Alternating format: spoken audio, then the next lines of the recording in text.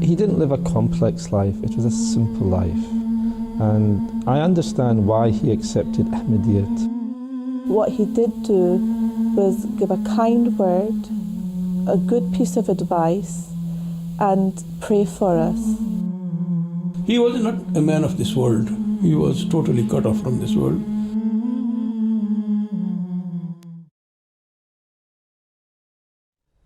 Bismillahir Rahmanir Rahim, and welcome to another episode of Servants of Allah. In this series, we've been listening to some truly astonishing accounts from some of the Ahmadiyya Muslim community's most dedicated servants, individuals who have endured great sacrifice and rendered immense service for the propagation of Islam and Ahmadiyyat. Inshallah, in today's program, we will be looking at yet another dedicated and loyal servant of the Ahmadiyya Muslim community, Maulana Bashir Ahmed Orchard Sahib. Joining us in the studio for our discussion is his son, respected Nisar Ahmed Orchard Sahib. Nisar Sahib, Assalamu alaikum wa rahmatullah. And Jazakallah for coming here and joining us. Orchard Sahib, your father was an outstanding individual and is very well known in the Jamaat's history, particularly here in the UK. For he had a very long interaction and served for many years. But before we look at the various aspects of his life and his great character, if I could ask you to kindly give a little brief insight into his background and the blessed journey of accepting Islam and Ahmadiyyat. Bismillahir Rahmanir Rahim. From the onset, I think I should start off by saying that he was actually an Englishman, not a Scotsman. Many people do get mistaken for that for obvious reasons, because his children have acquired a Scottish accent, but he was very, very much an Englishman. He was born James Brian Orchard, and then after his conversion he became Bashir Ahmed Orchard. War is something that we would tend to want to avoid rather than being involved with for obvious reasons. But ironically, if it wasn't for the war, I wouldn't be sitting here talking to you. And he did actually saw and was present at two famous war landmarks during the Second World War. The first one was Dunkirk in France, and the second one was the Burma front. And if it wasn't for that journey, then he wouldn't have started his own spiritual journey. And while he was in Burma, at the Burma front, there he met one of his colleagues who was an Ahmadi Muslim. His name was Abdul Rahman Delvi Sahib, and he actually invited him to visit Qadian. And to my father, Qadian was just any other place. But out of courtesy, he said yes, he will come when his next break arrives. And nearing that next break, Rahman Delvi Sahib reminded him, but my father, fighting on the front line, he wanted a break, literally a break. And he said to him, I'm sorry, I won't come, after promising that he would go. But he saw the disappointment in his face, and because of the disappointment on his countenance, he said, okay, I will come, okay? So he had a 2-week break, and out of those 2 weeks, 10 days was just involved in travelling to and fro from Qadian. And you still have to remember the backdrop, we're in the Second World War here. And for those few days that he was in Qadian, he did meet some prominent members of the Jamaat, Mufti Sadiq Sahib, who I believe was the first missionary in America, and Khalifatul Thani Raziallahu Anhu. And for those first few days, he met those prominent members, and then he returned basically to fight again. And at the end of the war in 46, he returned to Qadian, and he basically gave his life to the Jamaat, and as they say, the rest is history. Amazing. You just mentioned the fact that he accepted Ahmadiyyat, and I believe that was soon after that he also not only accepted Ahmadiyyat, but devoted his life for the service of Islam and Ahmadiyyat. And no doubt that must have brought an enormous change in his lifestyle. You mentioned the fact that he was an Englishman, and now he was a missionary serving Islam and Ahmadiyyat. There must have been a change in his lifestyle, standard of living. So we spoke to Bashir Rafiq Sahib, who is the former Imam of the London Mosque, and he actually shed some light on this particular aspect, which we can actually play for you right now. The second thing that comes to my mind is his austerity. He was not a man of this world. He was totally cut off from this world. I once remember I went to Glasgow, and as I was the missionary in charge, I stayed outside, but one day, every day I would go to the mission house to check various things and talk about various things with Archid Sahib. One day, his wife came to the door. Archid Sahib was not there at that time. He had gone out for something. And she said, she wanted to talk to me about something. I said, yes. So she said that, Imam Sahib, if you come to my bedroom, you will see that my bed is so old that every night that we sleep, we are frightened that it might just collapse. And once or twice it had already happened. Then she said, there are 2 or 3 chairs, some are broken. And so I said, well, why doesn't Archid Sahib write to me? Because I can allow him any budget that he wants for this purpose. But I've never received any report from him that I need some money for these furnishing. And so she said, well, you know him. He doesn't care about these things. His link is up, and he will never talk to you about it. So I was very much moved, when I saw this, that a man, an Englishman, who was brought up in Torquay and Bristol, and those areas, spending a life so austere, like Mr. Orchard. When I came back, I didn't talk to Archid Sahib about it because his wife said, please don't mention to him that I talked to you.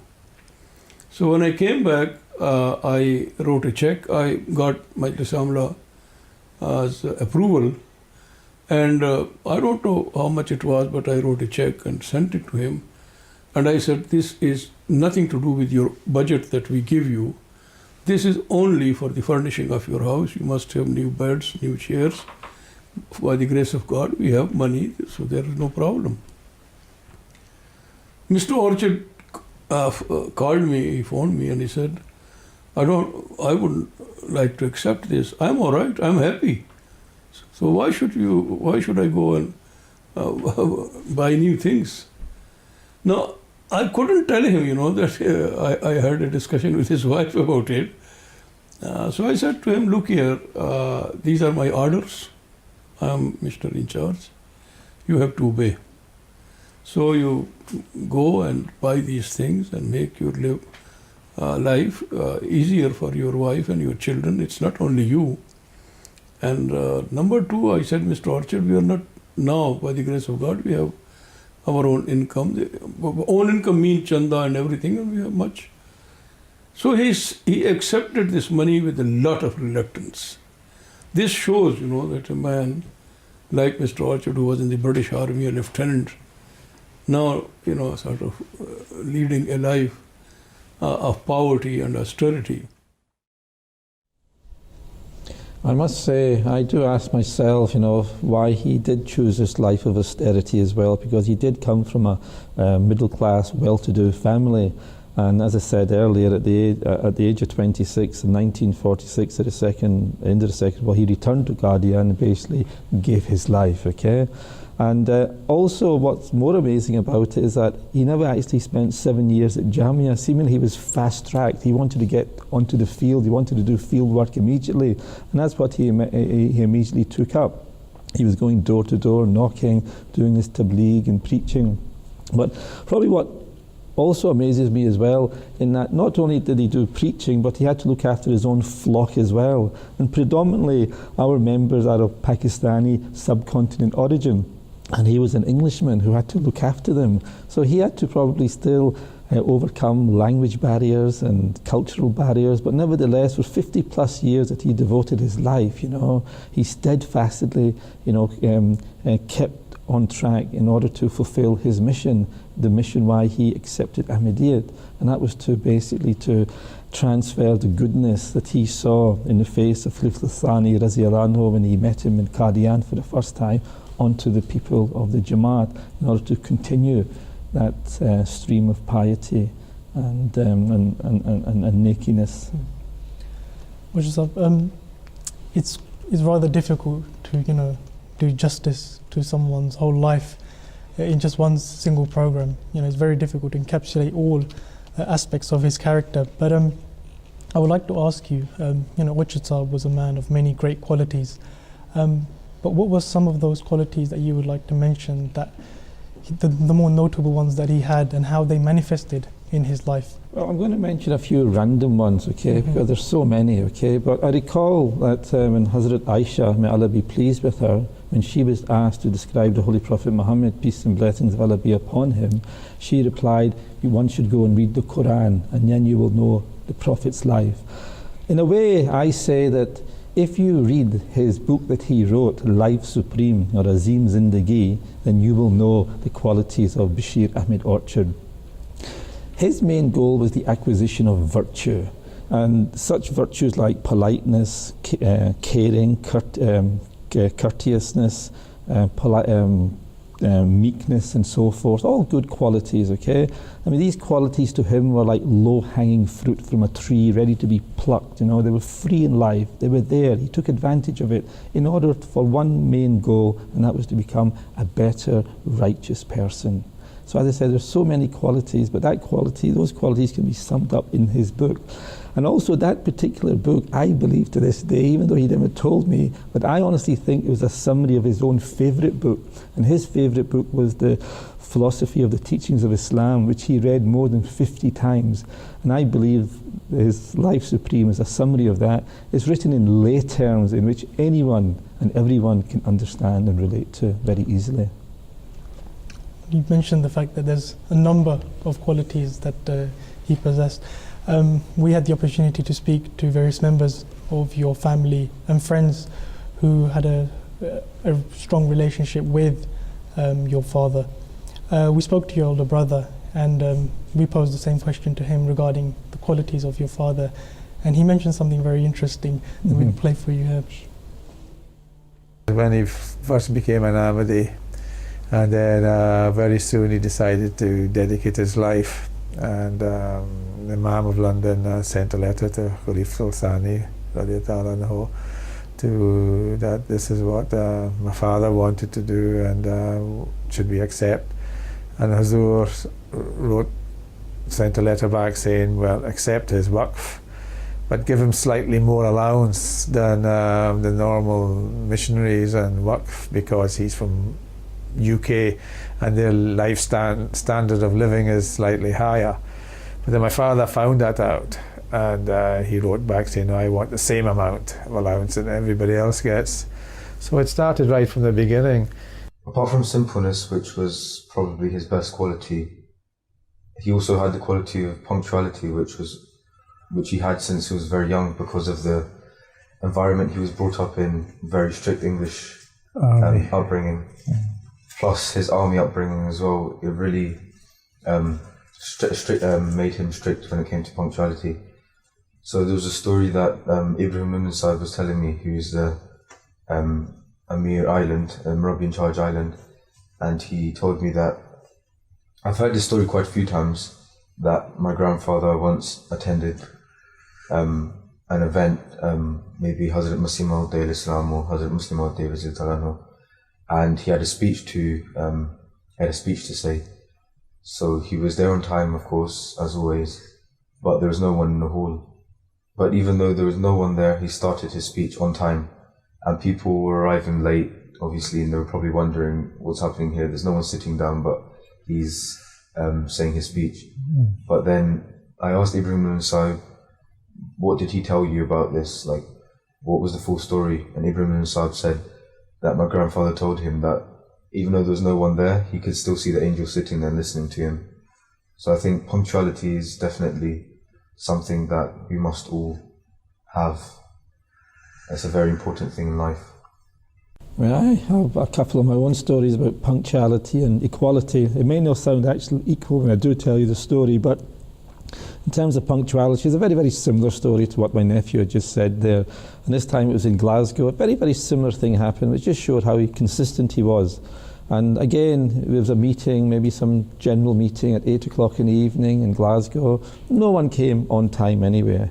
And again, he was in the room. He started with Tilawat in an empty room, and I was standing. I was just a young boy at the time, and my mother was saying, go inside, go inside. So at least there's some company, but I was just too shy to go inside. But that was basically him. He would start on time, so he would finish on time, simply because he didn't respect time only, he respected other people's time as well. In terms of equality, just like how my elder brother mentioned that he wanted to be treated the same, but for some reason, on his headstone, it actually says at the very bottom, Wasiyyat 1/3. Normally people's Wasiyyat is 1/10. However he managed to get that privilege to pay, because people have to remember, to be a Musi, it's a privilege to be, but to give even more in the way of Allah is even a greater privilege. And with his, let's say, salary, with whatever he received, it probably wasn't much for a missionary, but nevertheless he still paid 1/3, and he still managed to save from his salary if one thinks about it. So as I said, punctuality, equality was the hallmarks of his character. As growing up in the UK Jamaat, one thing I vividly remember, and I'm sure many other people remember this as well, is that Wajah used to actively engage in charity walks and the charity challenges, the various events that the Jamaat holds. And we actually had the opportunity to speak to your sister, and she actually mentioned the intention behind this, which actually reflects his great character. And she mentioned this, which we can also play for you here as well. Everyone knew my father loved doing the marathon walk, and mashallah, he did it until he was 81, and this is the year before he passed away. And as a child, as his daughter, I used to get worried, because after the marathon walk, my father would be so tired, and it'd take him days to recover from doing the marathon walk, and I would implore to him, don't do it this year. But he, I think, let me into his secret why he did it. And he said in life, and to get close to Allah, you have to strive through many things. And for him, each extra mile he walked, and even if he endured pain, he achieved it. And he felt if he could endure that kind of pain and achieve his goal in this world, then there's nothing to stop him achieving his ultimate goal of being close to Allah. And when he told me that, of course, I could appreciate that there was more to the marathon walk than walking 26 miles for my father. From the many activities my father busied himself in his life, unfortunately for myself, marathon walk was not one thing I took up, so I can't remember doing one marathon walk during his lifetime, but there were many other activities, especially sporting activities, which we did share in common. When we study the life of your father, and also throughout the series when we conducted the research on the individuals that we've done a program on, one thing we find notable in all of them is their strong relationship with Allah the Almighty. If I could ask you if you could just shed some light into his relationship with Allah the Almighty. Apart from telling you how punctual, steadfastness he was in his namaz, to maintain that relationship with Allah, one story does come back to me, I recollect, is, as I said earlier, we shared the interest and love for football, okay? And I remember living in Glasgow at the time. I went to a football match to see Scotland play at Hampden Park, the National Stadium, along with my mates, okay?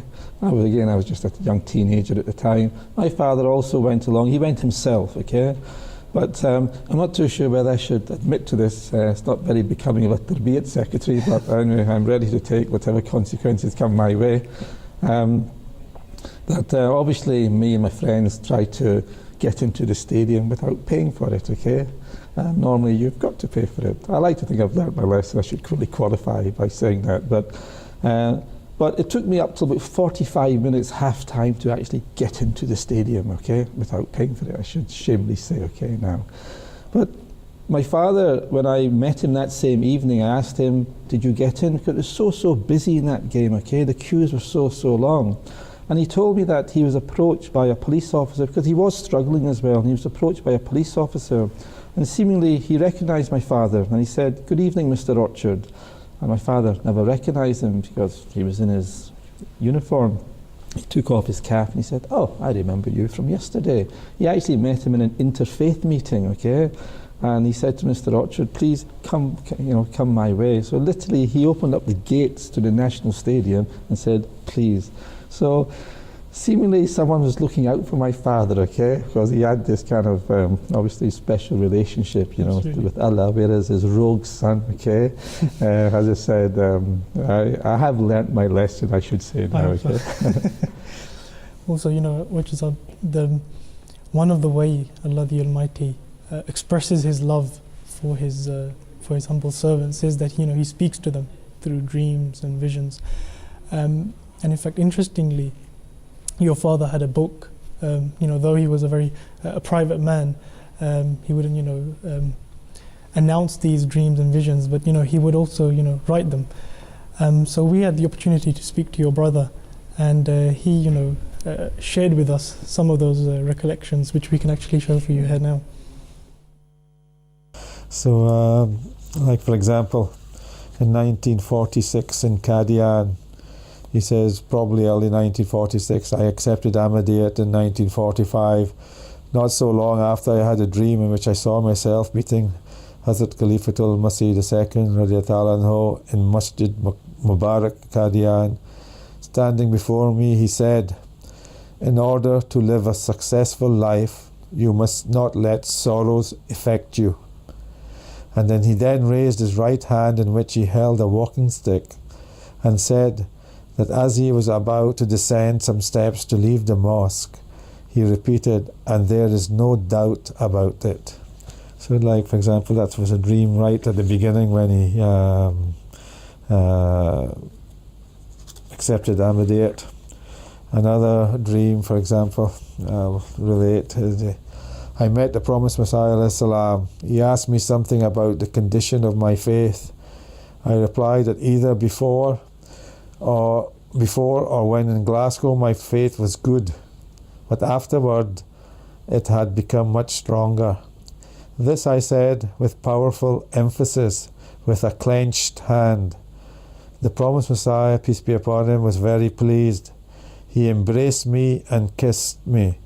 I awoke immediately and could feel the impressions of those kisses on my cheek bones. And then he said, I recited Alhamdulillah several times before going back to sleep again. One day we were talking, sitting together, and I asked him, I said, Mr. Orchard, do you receive any communion from God through dreams, through visions, or direct revelation? He kept quiet for a little while and he said, Imam Sahib, I don't want to talk on this subject.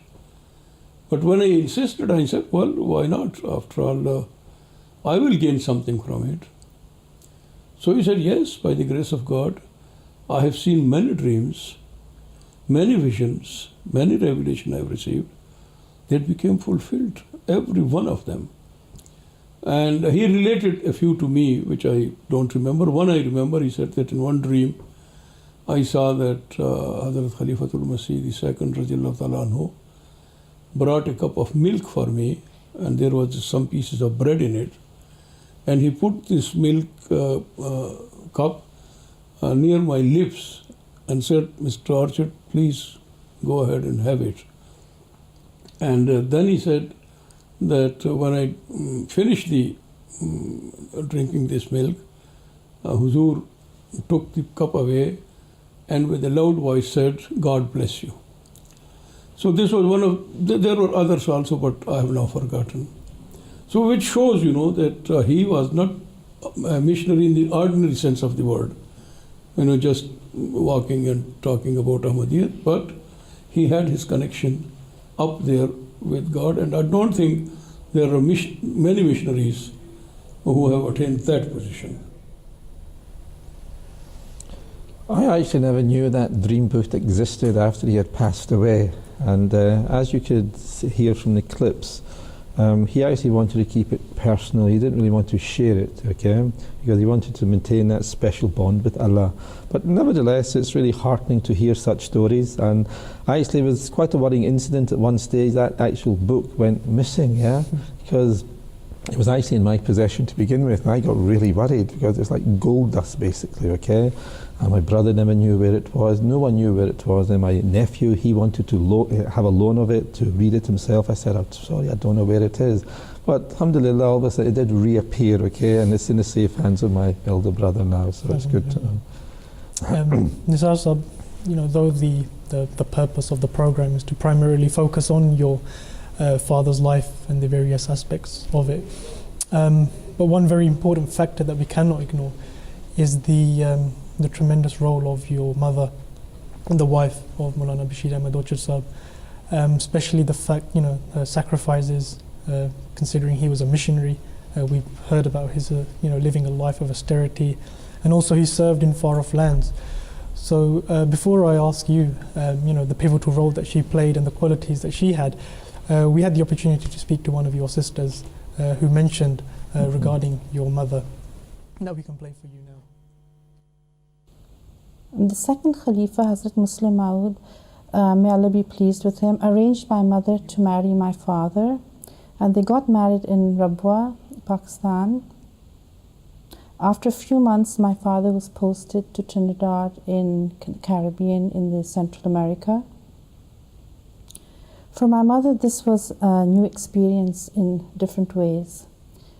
She was now married to a person with a different culture from her. She was the wife of a missionary in a far-off land and away from her own family. In those days, communication was not as it is today, but her pleasant, cheerful, and patient personality helped her to overcome any difficulties she may have encountered. To take someone out from their comfort zone and place them in a world that's alien to them is quite remarkable, and that is exactly what happened from the subcontinent to the Caribbean. And you know, she wasn't used to the people around her, the language problems, the cultural problems, but nevertheless, you know, she managed to endure it and stay steadfast. And what I do actually remember of my mother, there are many things, but one word actually comes to mind, that's obedience. I remember at her janazah, when Hazur, may Allah be his helper, he was reading out her obituary, he mentioned that my mother stayed shoulder to shoulder with my father, which was very, very much the case, and even till today they are shoulder to shoulder, because in Brookwood Cemetery they're literally lying next to each other, shoulder to shoulder. So from the beginning right to the end, you know, she was with my father, despite the difficulties of land, culture, language. You know, she was there right to the end with him.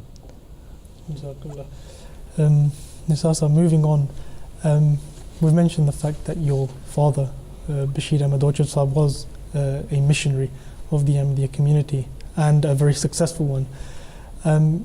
If you could, with regards to this, you know, relate some of those qualities that he had that made him such a great missionary that he was.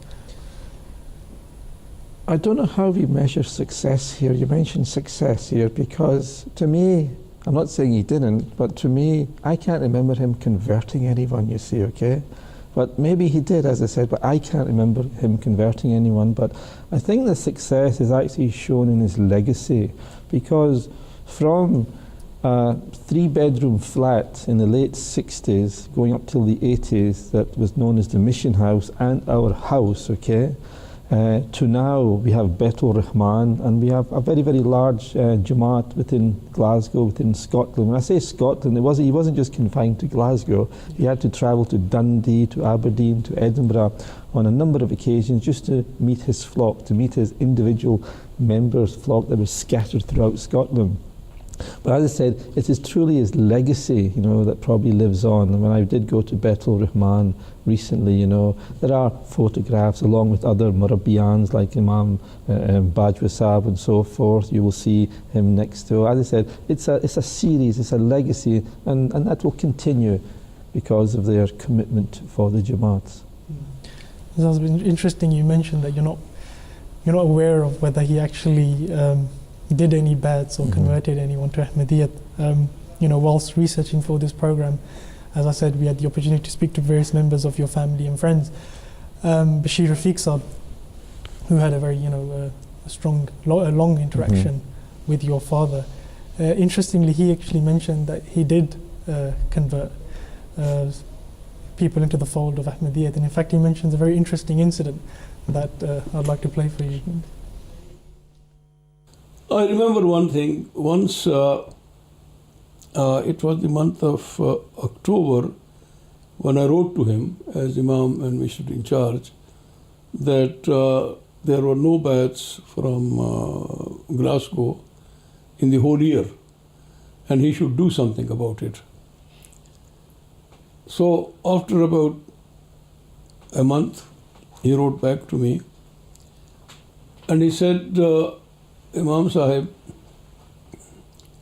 I promise that before the end of the year, I will give you 3 Scottish Ahmadi Muslims. So I was surprised, how can a person say that he will bring 3 people into the fold of Ahmadiyya? But I kept quiet. In the beginning of November, he sent 1 bayat and he said, this is the first of the 3. Then the second, and on the 29th of December, he sent the 3rd bayat. And he said, I have fulfilled my pledge. These are the 3 bayats. And at the end of his letter, he said, please note that there is no effort on my side to convert these people to Ahmadiyyat or Islam. They came themselves to the mission house, and we started talking, and then they became Ahmadis. So he said that it is specially God sent. Then after a few days, he came to London. I asked him a question. I said, Archid Sahib, how can you say that before the end of the year, you will have 3 bayats? I cannot say this. Nobody can say this. He kept quiet for a little while. He was very shy in talking about these things. And then he said, when I received your letter, I was very much perturbed. I was very sad. And I thought, well, I should have done something. So I prayed vehemently to God. And I said, my God, I have tried my best. They don't accept it. So what can I do? Then he said that God, through his revelation, told me that don't worry, before the end of the year, I'll give you 3 Ahmadis, Scottish Ahmadis. And he said, when I received this revelation, I wrote to you, and that I will. And he said that one by one they came. It was not through any tabligh. Everyone said, I was passing through the street and I saw the board Ahmadiyya Muslim Mission. I got attracted and I thought, let's see who these people are. So he said, without my effort of any sort, God sent these 3 because he had revealed to me. So this shows, his piety. This shows his contact with God. So Nizar Sahib, on the account of that, he actually did. Well, there you go. You keep learning about my father, Absolutely. Nizar Sahib, moving on, we were speaking about success.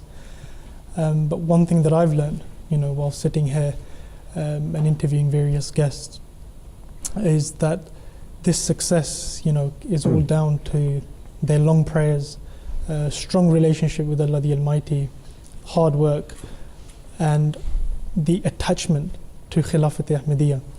And we as Ahmadis are blessed with the institution of Khilafat Ahmadiyya. If I could ask you, if you could just shed some light on this aspect of his character, his strong attachment and relationship with Khilafat Ahmadiyya. I'm not going to say too much on this, simply because what I do want to say on it, I hope will be profound enough, yeah? Because I've already mentioned it earlier on, that at the age of 25 years old, when he visited Qadian for the first time, one of the first members he met was Khalifatul Thani Raziyallahu Anhu. And first impressions left a lasting impression, you know. And after the war, I must say, because of that meeting, he came back to Qadian and he gave his life, okay? I think that kind of sums up the effect that Khilafat had on him then, and it's been a pivotal role in his life, you know, since his last days, you know. He did have a very, very close relationship, had many, many meetings, many photographs, as many of us do have, you know. But I always recall that story, okay, and I always like relating it to many people. It was that visit, that first impression, left a lasting impression.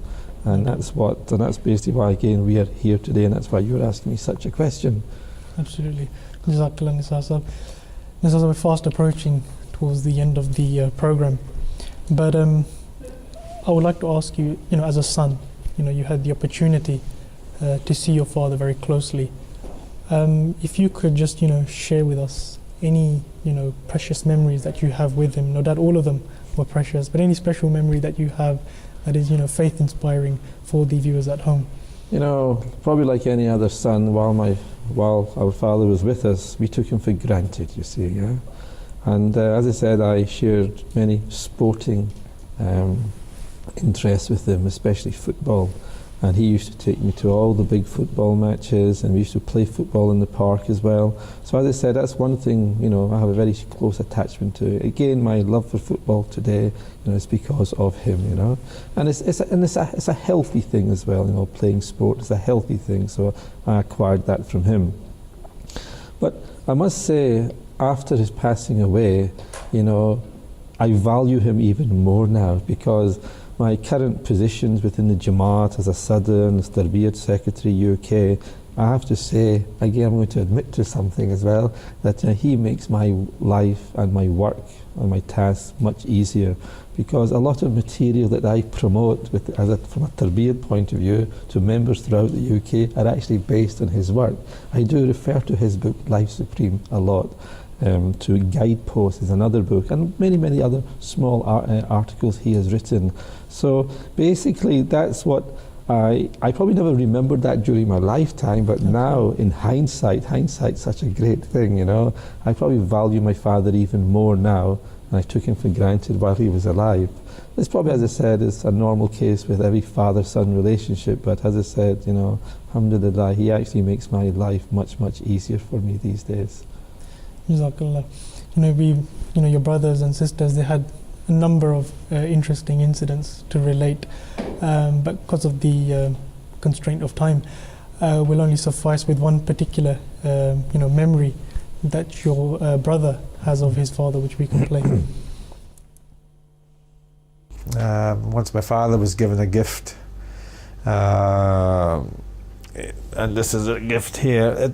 It was a walking stick, and this belonged to Maulana Raji Kisab Radiyallahu Anhu, and it was given to my father, and the year before he passed away, my father gave it to me as a present. So I'm quite honoured to be given this as a present for my father, you know, and belonging to Maulana Raji Kisab. So hopefully I'll be able to use it. Such gifts that my brother are talking about, I believe you call it the barak in some kind of way, yeah? And maybe I'm not so much into it, I'm just more interested in the memories I have of my father. But again, there was the walking stick and probably one or two other items my father collected on the way, okay? And I remember that in one of his trunks there was a vest, a garment, and I actually thought it was just his own, or I thought it was just a rag of some sort, but later on it transpired to have been given to him by, I think, one of the Khulafa, yeah? And to this day I don't know where I've placed it, but I think my brother, who would like to have had it, yeah, keeps asking me, reminding me, remember, where did I put it, you see. But as I said, you know, he did collect these such tabarak items, you know. We just do have one or two items which my big brother actually showed to you just now. Yeah. Sahib, your father no doubt lived a tremendous life, and achieved a lot. But unfortunately, we're coming towards the end of the program. But one question that I would like to ask you, and that's about, when you heard about his demise. If you could just, shed some light on that, what you recall of that time and the atmosphere, when everyone, the Jamaat, particularly Jamaat UK, heard about his demise. I remember when I heard of it, I was numb because it was actually the very first death I'd actually experienced in my family, very, very first death. I never knew what death was in my family. And so I was numb, and I remember the janazah took place in the Fazl Mosque in the Mahmood Hall. And when it was time to take the body from Mahmood Hall and place it in front of the Fazl Mosque, the nearest and dearest members of the family would come and pick up the coffin, but I think I barely just touched it, and then everyone wanted to, hold it, and it was just taken away in a wave of hands and arms, and literally I thought then that, I said I should be doing this, but then I thought that we aren't only his family, but all the other members are his family, okay? That's why he gave his life, So when I saw this happening, I was fairly comfortable about it, not thinking that I've missed out and carrying my father's coffin. But it is, they also belong to, own my father in a way to a bit, so they also had a part to play, because that was also his family as well. It's interesting you mentioned this fact that, at his funeral proceeding, so many people had come to attend, and it's only at times like this that you realize how many friends and family he actually had, how many people he meant to. Your sister actually mentioned this fact, which we can actually play for you here as well. When my father passed away, of course, it was a time of shock and a time of great sadness. After my father passed away, that is only when I realised how many friends he had. My father was, at that time, a well-known member of our community, but there's one thing to be well-known and one thing to have a lot of friends. The thing that surprised me the most was a lot of people who are my age or my siblings' ages, they came to me and said, they expressed their sorrow at the death of my father, but the other thing they said, that they would say to me, no, you don't understand. He wasn't just a respected member of our community, he was our friend. He helped us through so many issues, through many personal issues that we had. He never judged us when we spoke to him. What he did do was give a kind word, a good piece of advice, and pray for us. My last recollection of Bashir Orchard Sahib was just 2 days before he passed away, actually. It was a Friday, as I recall it, and after Jummah we met briefly and chatted a little bit as we used to. And just before he left, he suddenly stopped in his tracks and turned around and started looking for something in his pocket. He was fumbling around in his pocket, and he pulled out a 50p coin. And he told me, he said, I don't remember how much a tin of cat food costs anymore, but would you please buy a tin of cat food and call all the cats over, because by that time I had to add that when Orchard Sahib had been transferred out of Islamabad, I took over and I started feeding his cats, so they ended up on my doorstep, you see. So he used to come and visit them as well. But on that particular occasion, he said, call all the cats and give them the food and tell them that this is from Bashir Ahmed Orchard. So I said, I'll do that. So I went to the shops, got a tin of food, and when I got home that day, I called all the cats over and actually told them verbally exactly what he said. I said, this is a gift from Bashir Orchard Sahib. And they were just happily eating it. And then 2 days later, I received the very sad news that he had passed away. So it was a very sad moment, and it was a great loss to the people of Islamabad, because we'd had him here for so many years. May Allah grant him eternal rest in the nearness of his loved ones in paradise. Ameen.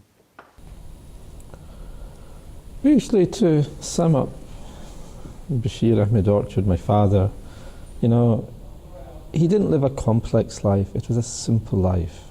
And I understand why he accepted Ahmadiyyat, why a young Englishman at the age of 25, 26, he gave his life to the Jamaat. And that was simply to become a better, virtuous, righteous person.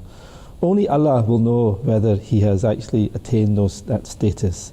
And this is something that he has continued during his life to do, and still continues to do so through his books and his writings, in order to uphold and maintain Hazur's, may Allah be his helper, his constant message in terms of we should always strive to raise our levels at every opportunity.